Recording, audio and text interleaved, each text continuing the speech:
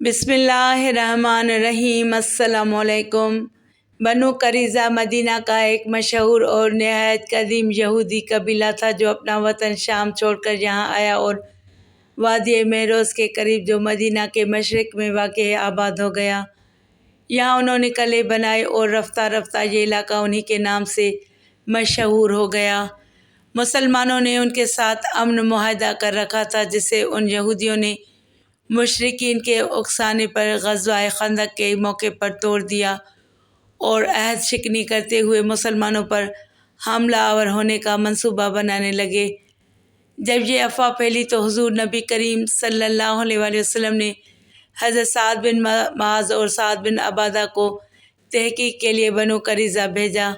چنانچہ جب یہ افواہ درست نکلی تو پیغمبر خدا نے 23 ذی القعدہ کو غزوہ خندق کے فوراً بعد 3000 صحابہ کے ساتھ بنو قریظہ کا محاصرہ فرمایا تاکہ انہیں ان کی عہد شکنی کی سزا دی جا سکے۔ یہ محاصرہ قریباً 1 ماہ تک جاری رہا اور صرف تیروں سے جنگ ہوتی رہی۔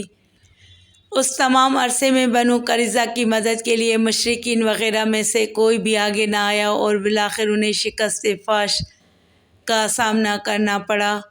قریباً 700 یہودیوں کو گرفتار کر کے معاہدے کے مطابق قتل کر دیا گیا اور ان کی عورتوں کو اسیر کر کے ان کے مال ضبط کر لیے گئے، جن کی تقسیم کا اختیار پیغمبر خدا حضرت محمد مصطفیٰ صلی اللہ علیہ وآلہ وسلم کے پاس تھا۔ انہی اسیر عورتوں میں ایک خاتون ریحانہ بھی تھی جو کہ بنو قریظہ کے سردار شمعون بن زید کی بیٹی اور حکم کی بیوی تھی۔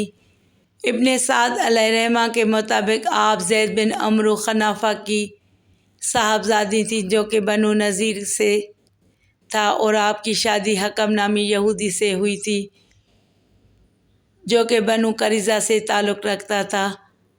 ابن سعد روایت کرتے ہیں کہ ریحانہ کا شوہر حکم ان کی بہت عزت اور محبت کرنے والا تھا، اسی لیے آپ نے یہ عہد کر رکھا تھا کہ اپنے شوہر کے بعد کبھی کسی سے شادی نہیں کروں گی۔ لیکن غزوہ بنو قریظہ جب برپا ہوا تو حکم بھی ان یہودیوں میں شامل تھا جو قتل کر دیے گئے تھے اور ریحانہ ان خواتین میں شامل تھی جنہیں اسیر بنایا گیا تھا۔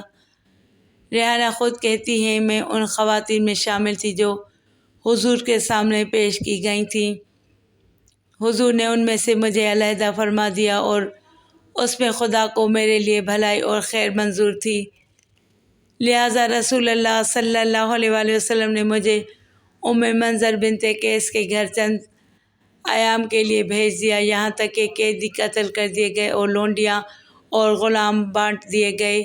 پھر ایک دن رسول اللہ صلی اللہ علیہ وآلہ وسلم میرے پاس تشریف لائے تو میں آپ سے شرمانے لگی۔ آپ صلی اللہ علیہ وآلہ وسلم نے مجھے بلایا اور اپنے سامنے بٹھا کر فرمایا اگر تم اللہ اور اس کے رسول کو اختیار کر لو تو رسول اللہ تمہیں اپنے لیے چن لیں۔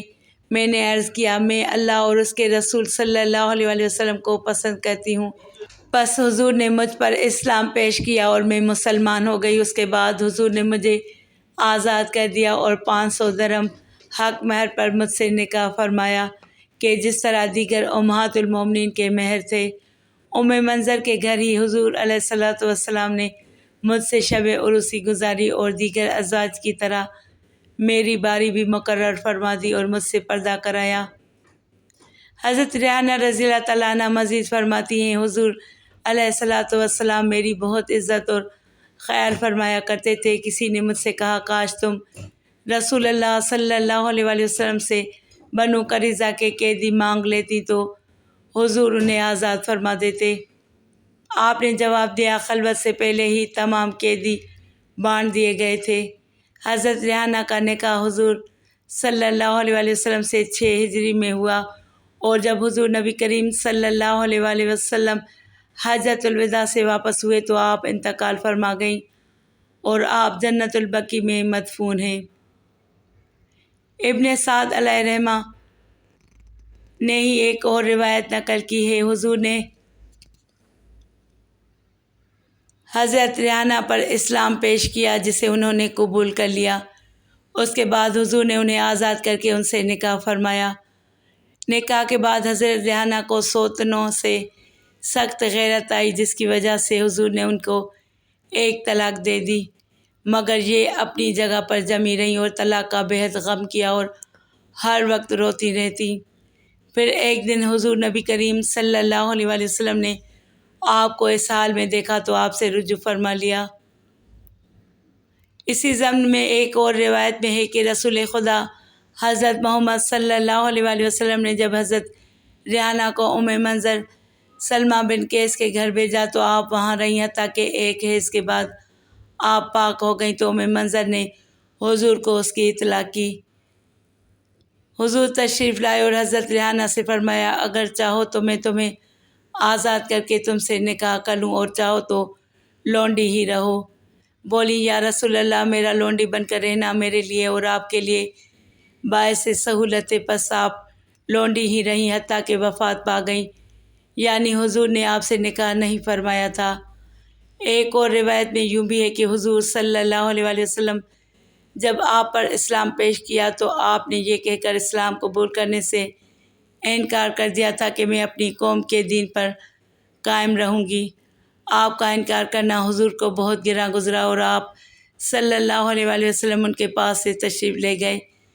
جب آپ صلی اللہ علیہ وآلہ وسلم صحابہ میں تشریف فرما تھے تو آپ نے قدموں کی آہٹ سنی اور فرمایا، یہ ابن سعد ہیں اور ریحانہ کے اسلام قبول کرنے کی بشارت لے کر آئے ہیں۔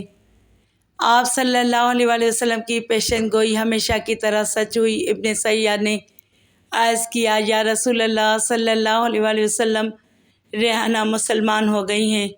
پس حضرت ریحانہ رضی اللہ تعالیٰ عنہ تا دم وفات لونڈی کی حیثیت سے ہی رہیں۔ یہ تمام روایات طبقات ابن سعد سے لی گئی ہیں۔ اس کے علاوہ سیرت ابن ہشام جلد 2 میں بھی یہ روایات نقل کی گئی ہیں۔ الصحابہ میں ہے کہ حضرت ریحانہ رضی اللہ تعالیٰ عنہ حضور صلی اللہ علیہ وآلہ وسلم کی خدمت بطور کنیز رہیں، جبکہ بعض نے یہ بھی نقل کیا ہے کہ حضور نے آپ کو آزاد فرما کر نکاح کر لیا تھا۔ حضرت ریحانہ کا وصال حجۃ الوداع سے واپسی پر ہوا، اور ایک قول میں یہ بھی ہے کہ حضرت عمر فاروق رضی اللہ تعالیٰ عنہ کے دور میں وصال فرمایا اور جنت البقیع میں آرام فرما ہیں۔ حضرت علامہ شیخ عبدالحق محدث دہلوی علیہ رحمہ مدارج میں بیان کرتے ہیں کہ حضرت ریحانہ حضور علیہ الصلوۃ والسلام کی باندھی تھیں۔ علامہ ابن البر کا یہی موقف تھا، جبکہ واقدی نے نکاح کی بات کی ہے۔ مختصر یہ کہ حضرت ریحانہ رضی اللہ تعالیٰ عنہ نے یہودیت چھوڑ کر اسلام قبول کیا اور جوانی میں ہی رحلت فرما گئیں۔ آپ کی قبر اطہر جنت البقیع میں دعا ہے، اللہ رب العالمین آپ پر اپنی لاتعداد رحمتوں کا نزول فرمائے اور آپ کے ذکر خیر کو اپنی بلند بارگاہ میں قبول فرمائے، آمین۔